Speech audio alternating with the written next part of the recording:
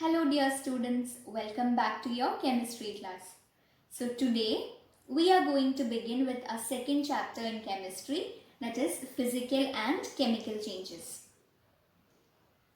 I am sure that all of you must be familiar with the word change, isn't it? What is change? It is nothing but becoming different.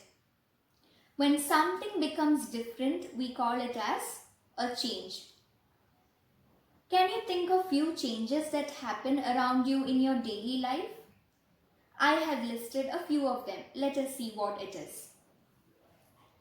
Curdling of milk, milk getting converted into curd, ripening of fruits, a fruit that is immature or undeveloped getting converted into a ripened fruit, day and night, occurrence of day and night which you experience it every day in your life, growth of tree, a seed getting converted into a tree, growth of man, a newborn baby growing and becoming an adult, flowering of plants, change of season, melting of ice, which you have already learned in your previous chapter, ice getting converted into water and water getting converted into ice, boiling of milk, rotting of fruits, a fruit that is fresh getting converted into a rotten fruit, cutting of trees,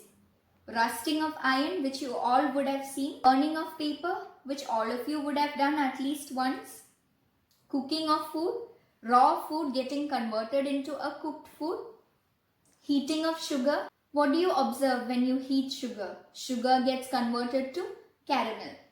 Digestion of food, it takes place within your own body. You consume food and inside your body it gets converted into another form and there digestion happens.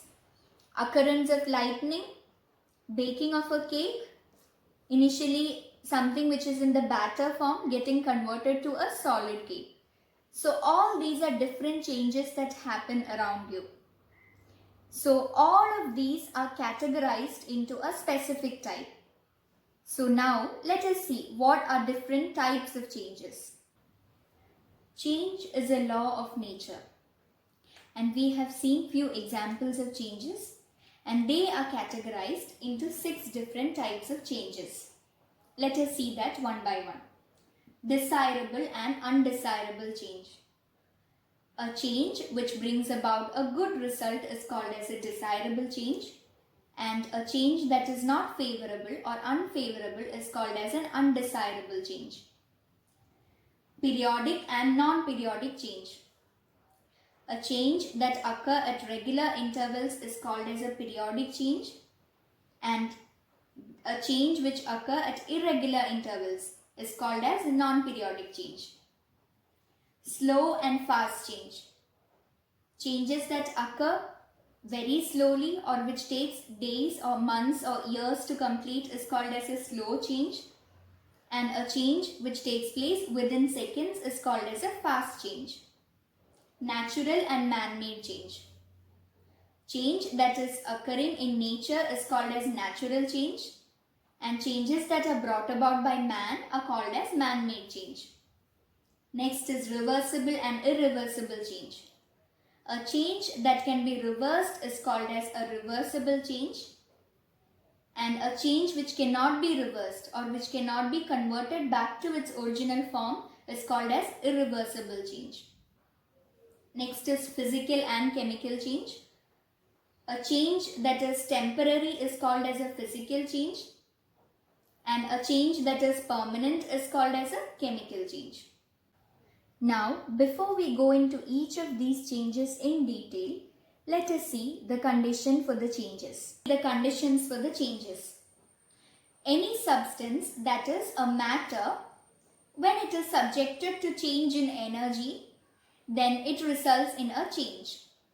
Which means that when energy is supplied to a matter or when energy is removed from a matter, it brings about a change in matter in certain aspects. We have already seen the example of this in our previous chapter. where solid getting converted to liquid and liquid getting converted to gas. There, change in matter happens. When solid is supplied with heat energy, solid gets converted to liquid, and when liquid is supplied with heat energy, liquid gets converted into gas. Likewise, when energy is supplied to a matter or when energy is removed from a matter, a change in matter happens. Now let us see what are the properties that are associated with the changes. So we human beings, each one of us have a specific behavior or a specific character which distinguishes us from others, isn't it? Similarly, every substance has got a characteristic which we call it as the property of the substance. So the characteristics of substances are called as the property of the substance. Few properties like color, odor, solubility, boiling point, etc. are the properties that are associated with physical changes. And properties like chemical reactions are the properties that are associated with a chemical change. We will see about this in detail in our coming classes.